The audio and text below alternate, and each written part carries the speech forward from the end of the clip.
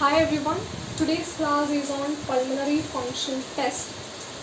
Pulmonary function tests are any test that is carried out to know how well your lungs are working, or to evaluate the overall functioning of the lungs and to diagnose any lung disorders.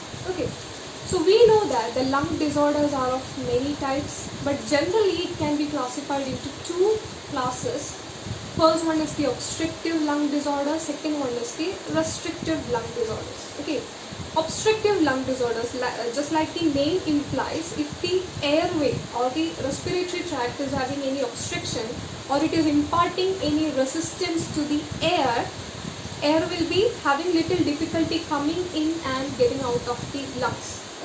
Such a condition is known as obstructive lung disorders. Disorders that is caused by any obstructions in the airway, which can give difficulty for the air to enter and go out of the lungs.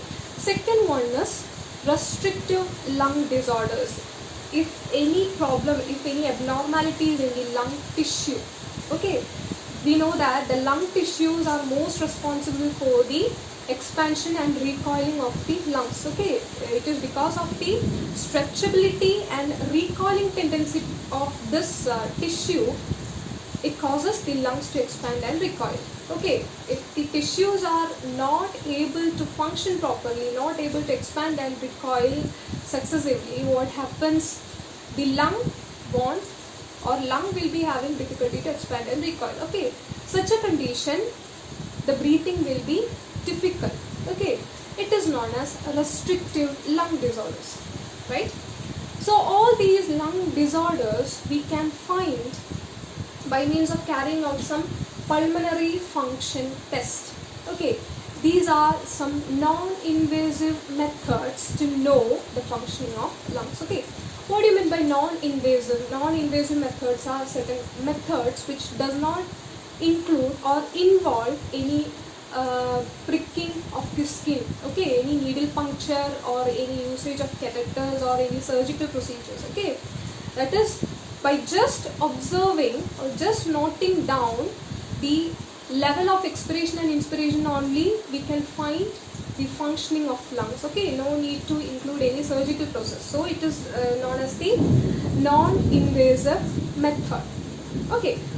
So first we'll discuss about how the pulmonary function tests are carried out.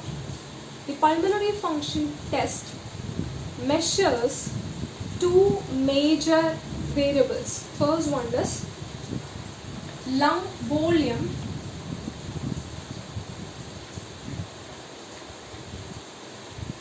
Second one is lung capacities. I'm sorry, it's raining outside. I hope this is audible to you. So first, in pulmonary function test, the lung volumes and lung capacities are measured. Lung volume means the volume of air that can get in or get out of the lungs in a given period of time. By assessing that, we can find any disorders. We can evaluate the lung functioning. And lung capacity, what is capacity? The ability of lung to hold a certain amount of air. Ability to hold the air is known as its capacity. By assessing the capacity also, we can understand the level of functioning of the lungs. What is the difference between lung volumes and lung capacity? Lung volume can be directly measured by means of some instruments like spirometer. It is directly measurable. What is lung? How comes the lung capacity differ from lung volume? Lung capacity is one variable which cannot be measured directly. You know that capacity is one attribute or characteristic, right? It cannot be measured directly, but it can be calculated. So we can measure the lung volumes. From the lung volumes, we can calculate the lung capacity. By just summing up the different lung volumes, we will get different lung capacity. You will get to know more deeply about it. So first, we'll discuss about the lung volumes. Okay, please listen very carefully. Lung volumes are of 4 types. First one is tidal volume. Second one is inspiratory reserve volume. Third one is expiratory reserve volume, and fourth one is the residual volume. Residual volume. Okay, these are the 4 kinds of volume. We are going to deal with each of the volume. Okay, step by step. First, we will discuss about the tidal volume. Okay, so how is our normal breath?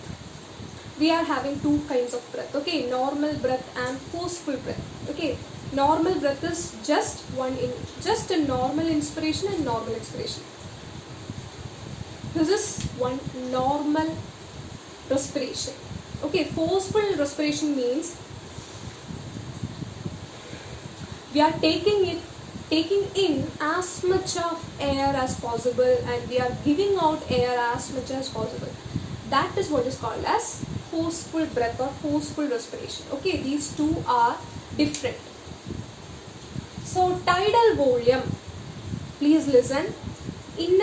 Tidal volume is the volume of air that gets in or gets out during a normal respiration. Okay, first let me give you a demo. In normal respiration, we'll have a normal inspiration first and normal expiration later, right? So the volume of air during either of this normal inspiration or normal expiration is known as tidal volume. Okay, this is one tidal volume.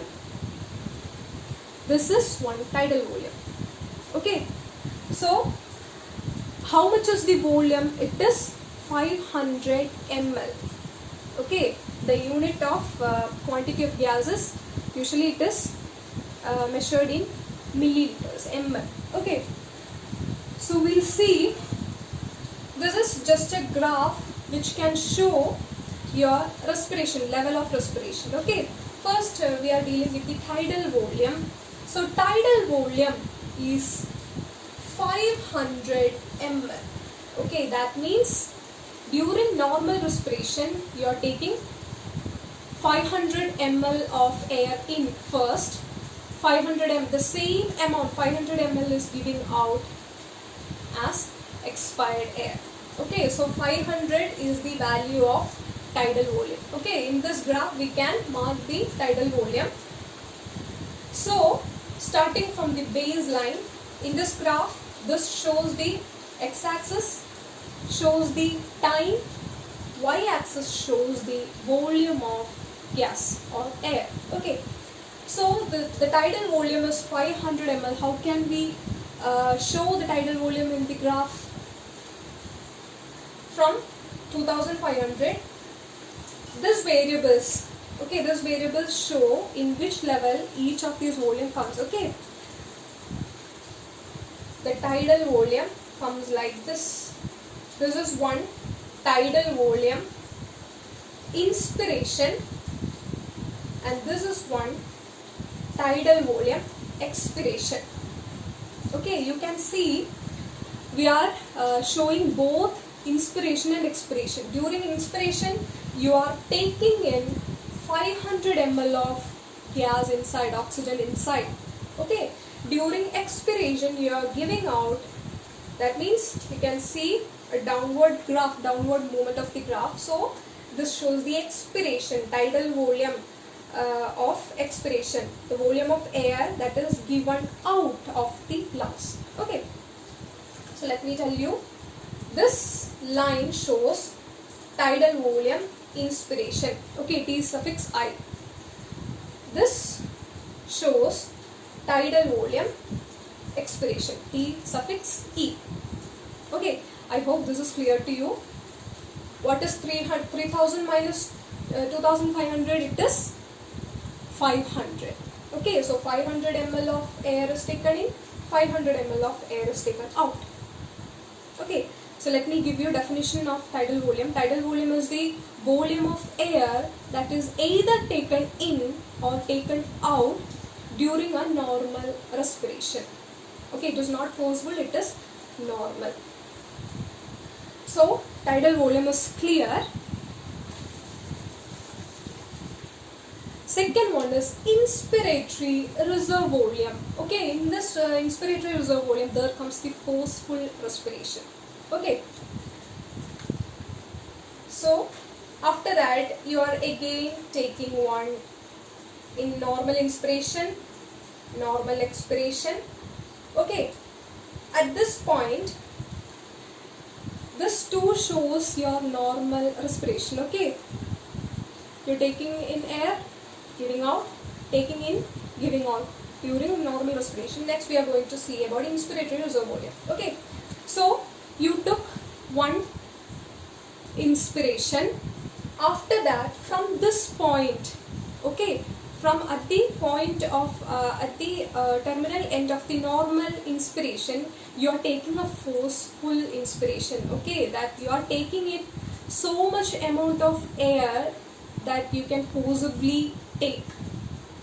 Okay, so after a normal inspiration, you are in turn taking more air. Maximum possible air is taken in. Okay, such a condition is inspiratory reserve volume. So from this level, okay, let me tell you, let me draw a dash line indicating the tidal volume. This level is the tidal volume. Okay, 500 ml. So after the 500 ml, again you are by forceful respiration, again you are taking so much air. So this level can reach up to 6000. Okay, for a normal adult person without having any respiratory problem, he can take in as much as air he can. That means it can extend up to 600 ml. Okay, so up to this level it is normal tidal volume. So from this to 6000, the volume is known as inspiratory reserve volume. Okay, let me give you a demo. You are first taking in a normal inspiration. After that you are taking a forceful inspiration. Okay, this is your normal inspiration. You are taking in as much of air. Okay, so it comes the inspiratory reserve volume, and this level can touch up to 6000 in case of a normal adult who is having doesn't have any respiratory problems. Okay, so we can, what is the volume of inspiratory reserve volume? What is the volume value of inspiratory reserve volume? It is, what is 6000 minus 3000? It is 3000. Okay, so we can say that inspiratory reserve volume is 3000 ml. Okay, one tidal volume is 500. Beyond the 500, if you are taking as much of air as it is possible, it is known as the inspiratory reserve volume, and the inspiratory reserve volume can range. Okay, the 6000 is not an exact value. Okay, so up to this it is 3000 ml is the inspiratory reserve volume. Let me tell you, the inspiratory reserve volume can range. Okay, it depends upon the capacity of the lungs to take in air. Okay, it can vary from person to person. It is not exactly 3000, it can vary, but not too much variation. Okay, all these values comes in the same range, about from 2500 to 3500. This can range. Okay, for convenience I am taking a value 3000 ml. So inspiratory reserve volume is 3000 ml. Next we are going to, after the inspiratory reserve volume, this is inspiratory reserve volume during inspiration. Okay, after the forceful inspiration, you are going to give a forceful expiration, right? Okay, so the downward graph shows forceful expiration, and this is IRV suffix E, inspiratory reserve volume during expiration. Okay, after that you will anyway give out your tidal volume. Okay, so you will come to normal state by giving out the tidal volume also. Okay, so first let me tell you one thing. During a forceful inspiration, that inspiration include the normal inspiration also, normal 500 tidal volume also. Okay, and during a forceful expiration, after the inspiratory reserve volume, it includes that normal tidal volume. It's also. Okay, so I hope this is clear. Next one is expiratory reserve volume. Okay, this is all a play with expiration. Just like that, just like inspiratory reserve volume, what is expiratory reserve volume? The volume of air that can be given out by a forceful expiration. Okay, what was the definition of inspiratory reserve volume? The volume of air that can be inspired during a forceful inspiration. It is known as inspiratory reserve volume. Expiratory reserve volume is the volume of air that can be expired during a forceful expiration. Okay, so after the tidal volume, first you are taken a normal, after that you are taking a normal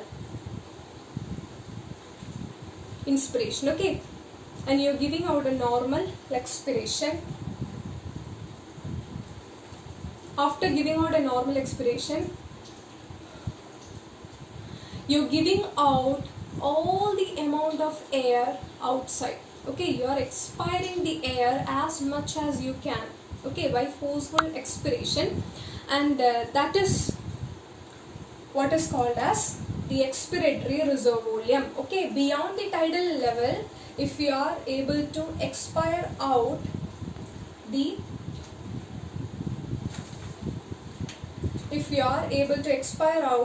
air as much as you can, it is known as the expiratory reserve volume. Okay, so this downward graph, why it is shown downward, that means it is expiration. Okay, so this downward graph shows the expiratory reserve volume. So beyond the tidal volume, if you can give out expire air by a forceful expiration, it is known as the expiratory reserve volume. Expiratory reserve volume. Understood? And the volume is, expiratory reserve volume is 1200 ml. Okay, this volume is 1200 ml. Okay, so it comes almost here.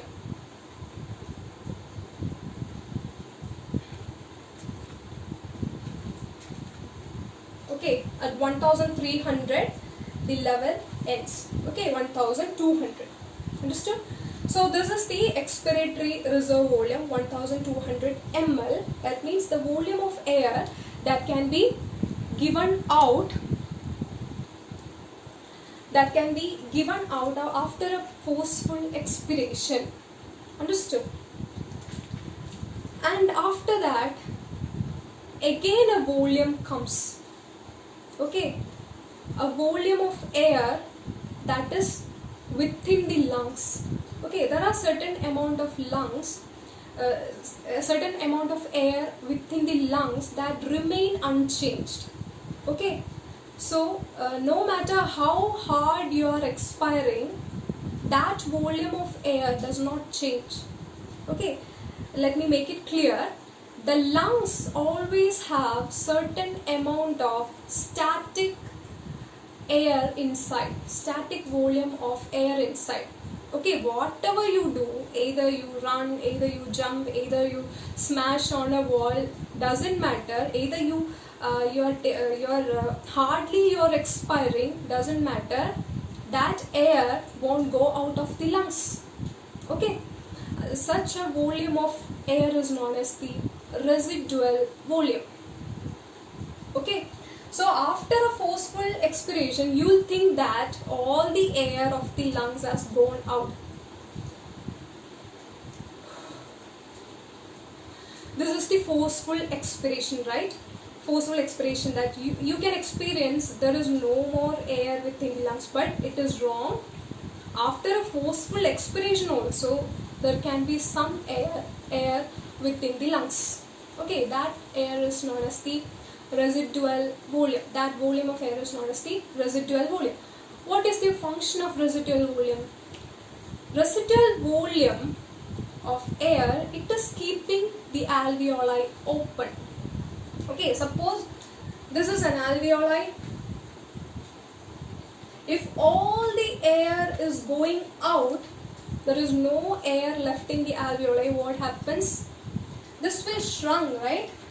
The alveoli will shrunk and it will be closed. Okay, and it can lead to the collapse of the lungs. Okay, lungs can be collapsed. So, in order to prevent that, the God has given a mechanism that some air will be contained within the alveoli to keep always the alveoli open for the exchange of gases. Okay, so such a volume is known as the residual volume. So in this round, how can we represent the residual volume? After a normal expiration also, some volume that remains in the lungs. Okay, this is known as the residual volume. Understood? So these are the different lung volumes. Tidal volume is the volume that can be inspired or expired during normal respiration. And the second one is inspiratory reserve volume, that is during a forceful inspiration, how much of air you can take in additionally. Okay, besides the tidal volume, what is the additional volume of air that can be taken in during inspiration? Okay, and second one is third one is expiratory reserve volume. During a forceful expiration, how much of volume that you can be expired out. Okay, residual volume, even if you are expiring out the whole of the air, some air which is trapped inside the alveoli of lungs is known as the residual volume. Okay, so let me tell you the residual volume. The volume it is 1200 ml. Okay, tidal volume is 500, inspiratory reserve volume is 3000, expiratory reserve volume is 1200, residual volume is also 1200. Okay, I hope this is clear to you. Next we are going to discuss about the lung capacity. Thank you.